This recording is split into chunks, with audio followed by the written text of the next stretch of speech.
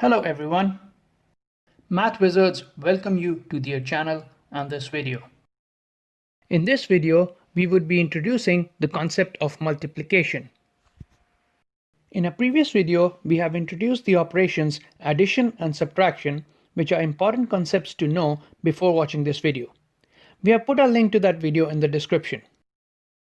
Like addition and subtraction, multiplication is also an operation which is done on two numbers at a time.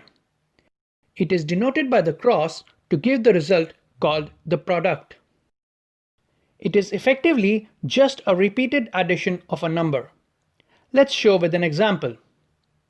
In words, we would be referring to this as 2 times 3, which can be remembered as 2 times repeated sum of 3. This would mean 3 added 2 times, which gives us the answer 6.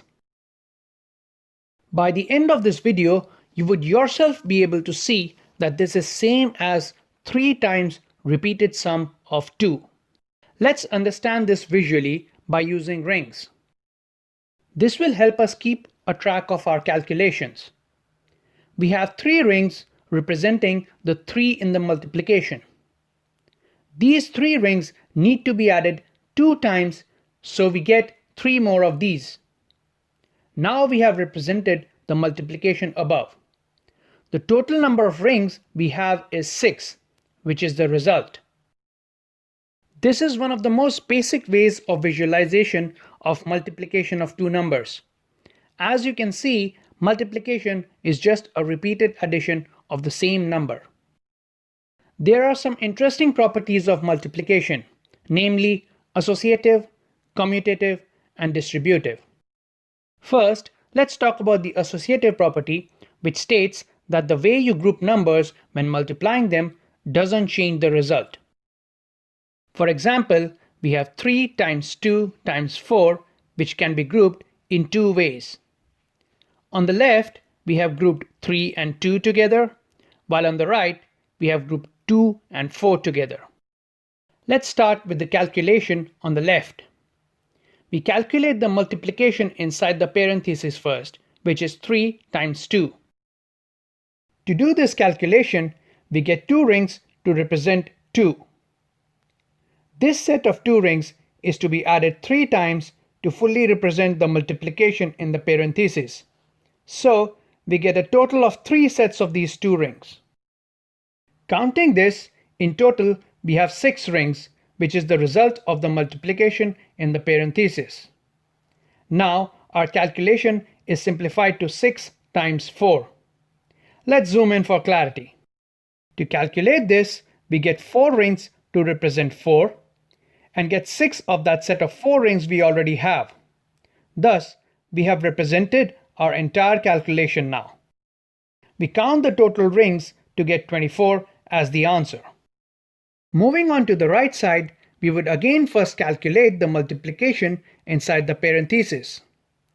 We have 2 times 4. So we get 4 rings and 2 sets of those 4 rings to represent the calculation within the parenthesis.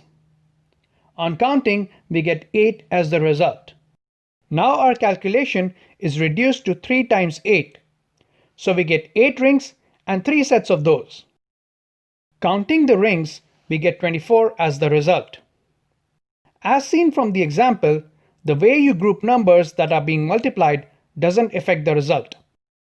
Next, let's talk about the commutative property, which states that the way you order the numbers when multiplying them doesn't change the result. Let's take the example of 3 times 4. Changing the order, we have 4 times 3. Now let's compare the results of these two. On the left, we get 4 rings and add them over 3 times to get the result as 12. Now on the right side, we have 4 times 3, which means we get 3 rings added over 4 times, which again totals to 12. Hence, you can see that changing the order of numbers simply just interchanged the rows and the columns. It did not change the result. Moving on to the distributive property, It states that multiplying a number with the sum of addends will give the same result as individually multiplying the number with each addend and adding the results up. Let's take an example.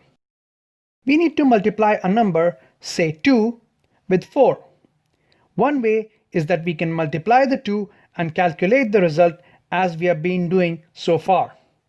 However, there might be cases when it might not be easy to calculate the product, especially if the numbers are too big.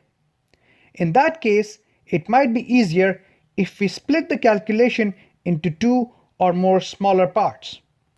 In this particular case, as an example, we can write 4 as 5 minus 1, or 3 plus 1, or even something else which is equal to 4. We will take the example of writing 4 as 3 plus 1. Let's calculate 2 times 4 first. We have 4 rings added over 2 times to get the end result of the multiplication as 8. Now onto the right side. In this case, we can remove the parenthesis provided we multiply 2 over all the numbers in the parenthesis. This way, we are distributing 2 over the addends in the parenthesis, and by doing so, we are changing our calculation to 2 products and their sum. To calculate this, we first multiply 2 with 3, as we have been doing all along. We get the result as 6. Let's keep this to the side and do the second part of the calculation, which is multiplying 2 and 1. This gives us a result of 2. Getting back the 6 that we had kept to the side and adding the 2 sets together, we get 8 in total. This is the same result as we had on the left side. This property can be useful in breaking down large calculations into smaller parts, or the opposite, combining several small calculations into one easy multiplication. Let's recall the important points covered in this video. Multiplication is the repeated addition of a number. The associative property states that the way of grouping numbers while multiplying them doesn't change the result. Commutative property states that the way of ordering numbers while multiplying them doesn't change the result. The distributive property states that multiplying a number with sum of addends is same as individually multiplying the number with each addend and adding the results up. In the next video, we will be introducing the concept of division, so feel free to drop your comments and suggestions. Don't forget to like and share the video and subscribe to the channel for more content. Good luck!